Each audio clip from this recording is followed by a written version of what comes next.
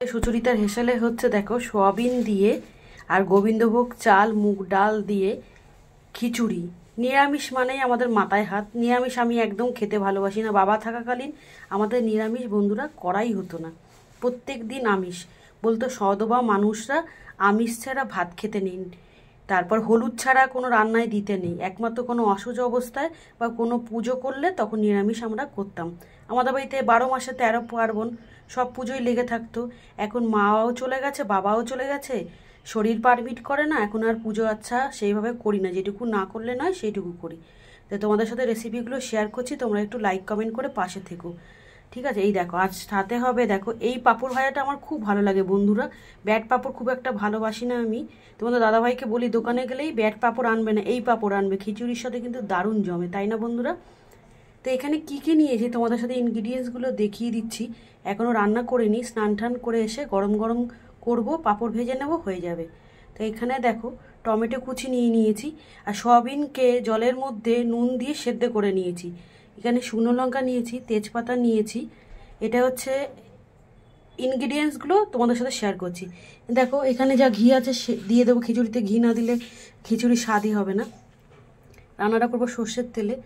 এই দেখো আসল জিনিস, মুগ ডাল একবেলার মতন করবো, ওবেলা রুটি করব, রুটি কোনো কিছু সবজি ভাজা এসব করব। নিরামিষ দিনে মাথায় হাত, কি খাবো কি খাবো না এটা আমি মানে বুঝে উঠতেই পারি না বন্ধুরা। আর এই দেখো গোবিন্দভোগ চাল নিয়ে এসেছি, কি গন্ধ বেরোচ্ছে। নতুন গোবিন্দভোগ চাল আছে, পুরনো গোবিন্দভোগ চাল আছে বন্ধুরা। এটা একদম নতুন গোবিন্দভোগ চাল, হেভি টেস্টি।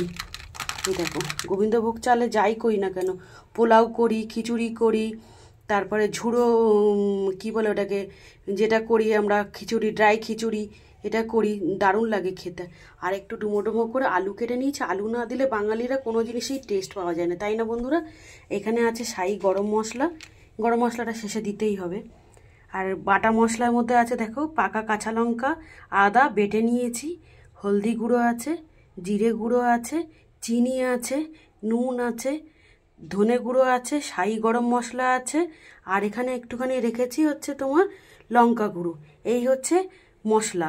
এই মশলাটুকু যখন এইগুলো দিয়ে সাঁতলাবো তখন ভালো করে চাল ডালের সাথে কষিয়ে নেবো।